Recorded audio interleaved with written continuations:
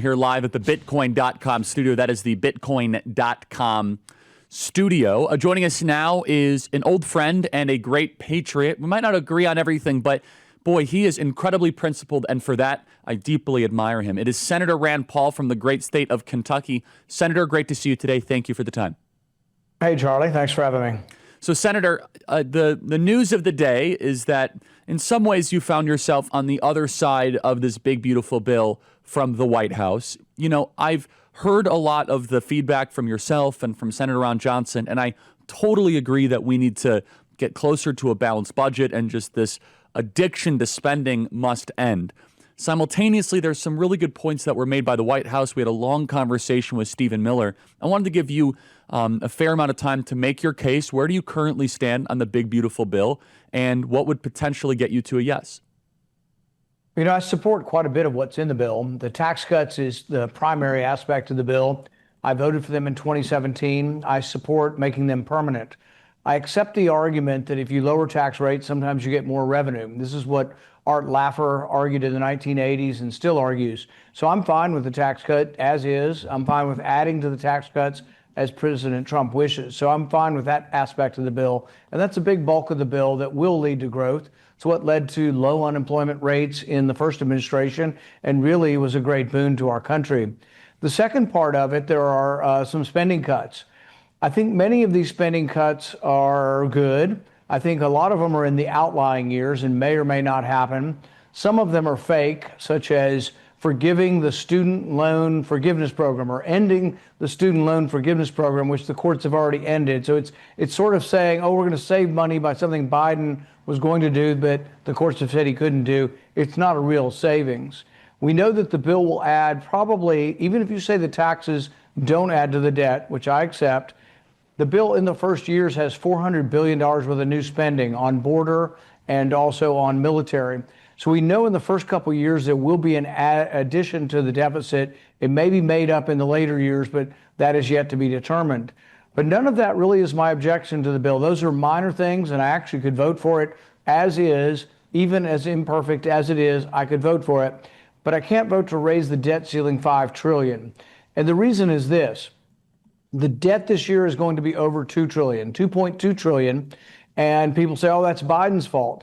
Well, it was Biden's fault until March of this year when the Republicans, not me, but most of the Republicans voted to continue the Biden spending levels in a continuing resolution in March of 2025. That's what we live under now are the GOP spending levels, minus me and a few others. So that year ends at the end of September. The debt will be $2.2 trillion this year. That's all on the Republicans. If Republicans also vote to extend the debt ceiling by $5 trillion, then really we lose the power of the argument in our moral standing in saying this is a bunch of Democrat problems. Democrats are deficit and spend, big spenders. It's not Republicans if the deficit now is completely owned by Republicans. So I've offered the opposite. I have said that rather than give Congress, which is reckless with spending and has no good history other than adding $36 trillion to the debt, don't give them a debt ceiling that lasts 2 years. Don't give them $5 trillion worth because they will spend it and they will borrow it. Give them 3 months worth. So I've offered this as an amendment and I would accept it and vote for it if it were part of the bill. 3 months is an extraordinary amount though, $500 billion. And you say, well, it's inconvenient to keep voting on it. Well, yeah, it's also inconvenient to borrow $36 trillion and have $1 trillion in interest. So I'd make them address the issue. So in 3 months, let's say we gave them 3 months worth of borrowing potential, $500 billion, it'd expire about the end of September. What comes at the end of September? Another big, beautiful bill to fund the government. It's going to be an omnibus or a continuing resolution. It'll be all the bills crammed together. It's a terrible way to run government. But then we would ask them at that point, all right, you promised us you were going to do better. And once again, this isn't an accusation against the president. This is an accusation against GOP leadership on both sides. I'm saying I don't believe them or trust them. So in 3 months, we'd get another bite at the apple and we'd say, all right, what have you done? And they would say, oh, we're going to do it next time. And that's what they say. Right now from Speaker Johnson, we hear he's going to be conservative after the 2026 elections. The Senate has made it not just $4 trillion in borrowing, they want to do $5 trillion in borrowing, and they've explicitly told us it's to get through the 2026 elections without talking about the debt. all of these things were conservatives would oppose, but now because they support the president so much, they're willing to look the other way. I like the president. I like him personally. I was his biggest defender against 2 impeachments. We'll do it again. I've supported his nominees, but I'm just not going to go against all principle to support $5 trillion in borrowing because I don't know who we would be or where we would be of a movement if nobody opposes this. You know about Patriot Mobile and what they stand for. I've talked to you about their commitment to family, faith, and freedom. But have you made the switch yet? You'll get exceptional nationwide coverage on America's best networks without sacrificing your values. Get unlimited data plans, mobile hotspots, international roaming, and even a backup line on your phone. Patriot can do it all. Switching is easy. Keep your number, your phone, or get a new one. Go to patriotmobile.com/Kirk25 or call 972-PATRIOT. Use promo code Kirk25 for a free month of service.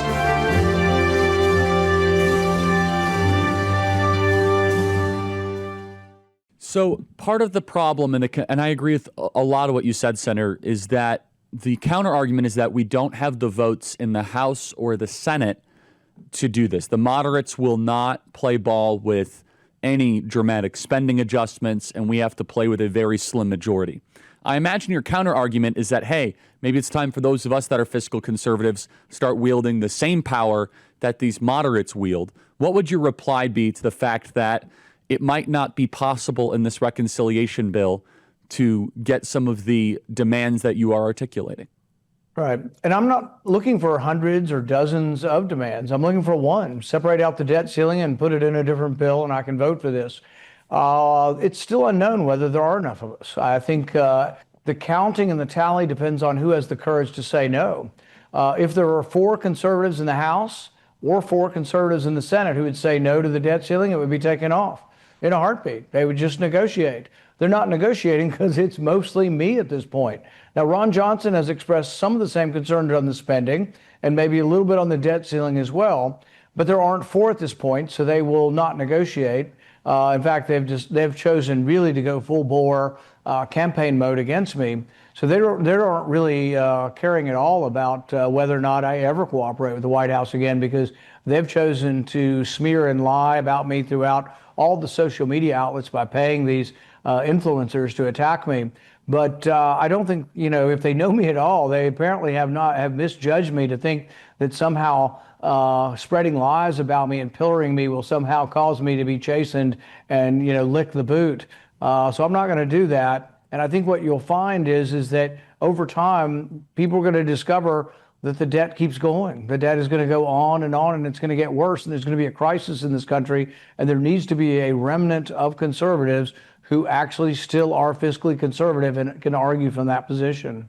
So the argument against the debt, and correct me if I'm wrong, Senator, is that if we peel out the debt ceiling, then potentially it would need 60 votes as a standalone vote, and it would give a lot more power to Chuck Schumer, to then we'd have other concessions and other liberal boondoggle wishes or aims. Is that true? There's no history of Democrats ever voting against a debt ceiling. They always vote for the debt ceiling. They love and enjoy debt. The modern monetary theory they talk so much about is just spend, spend, spend. They know it has to go up. Many of them, Elizabeth Warren agrees with President Trump. She'd like to have no debt ceiling, but she will always vote to raise it. And so if you put a bill on the floor and you said, this is it, it's either this or default, are you going to vote to raise the debt ceiling? They all will. And they'll vote for any amount, too. They'll vote for $10 trillion. If they want to do $10 trillion and we can go through the whole term, the whole next term of President Trump and never have to borrow again, Democrats will all vote for that. And people say, oh, no, they don't like Donald Trump, they won't do it. Well, they voted to raise the debt ceiling in his first term. And historically, the debt ceiling has gone up, I don't know, maybe 100 times in the last, maybe not 100 times, let's say 50 times in the last 30 years.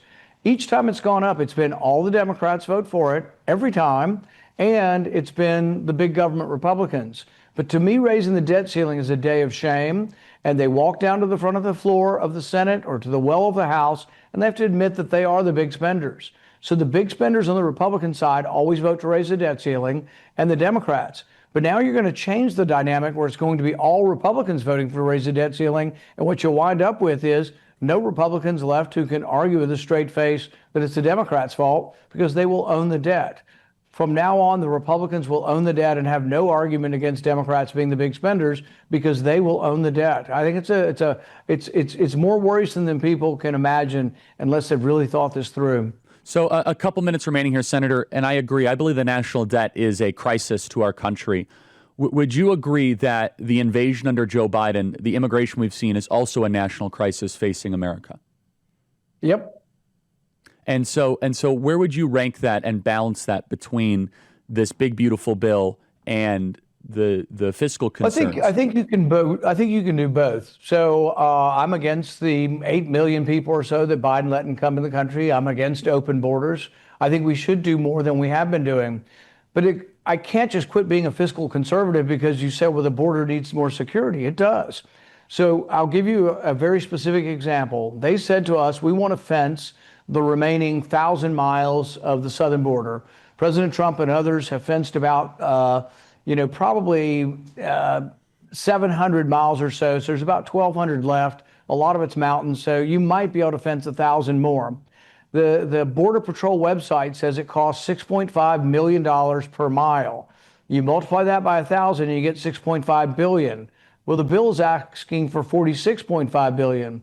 So what are they going to do? Build a wall between us and Canada too? I mean, you ought to at least have to justify your numbers. There's been no justification. Everybody says, you're not the president, be quiet, we didn't elect you, all this crazy stuff on the internet. And it's like, well, somebody shouldn't push back and do the math and say, well, it doesn't add up. You want 46 billion and we're getting 6.5 billion on this thing.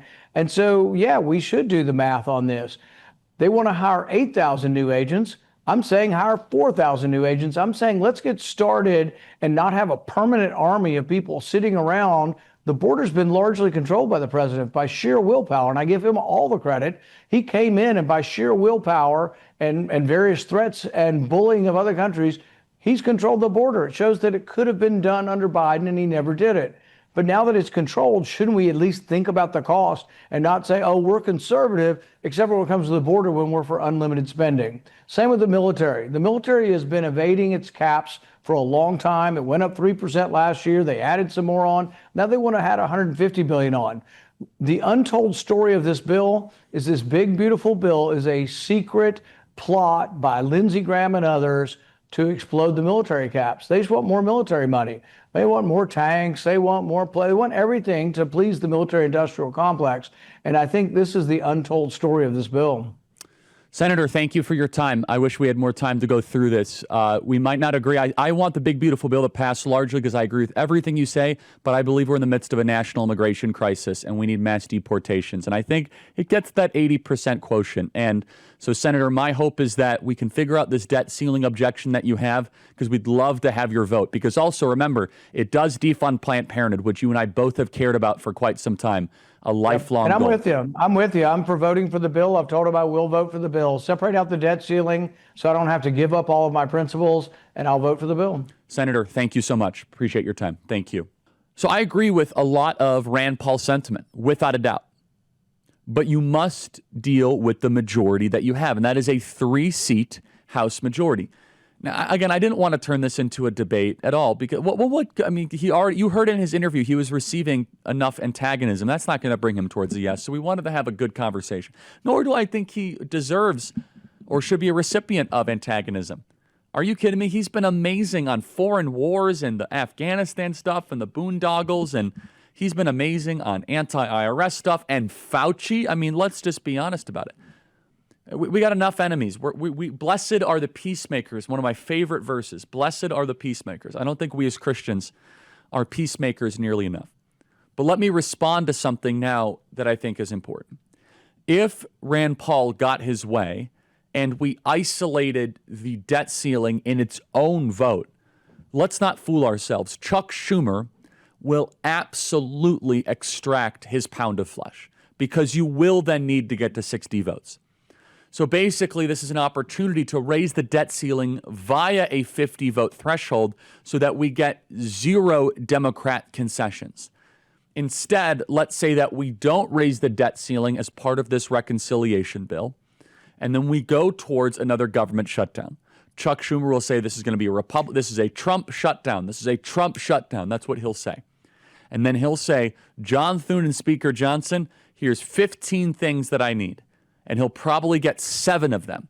And they'll be like transgender stuff and green energy stuff and foreign aid and the reconstitution of USAID.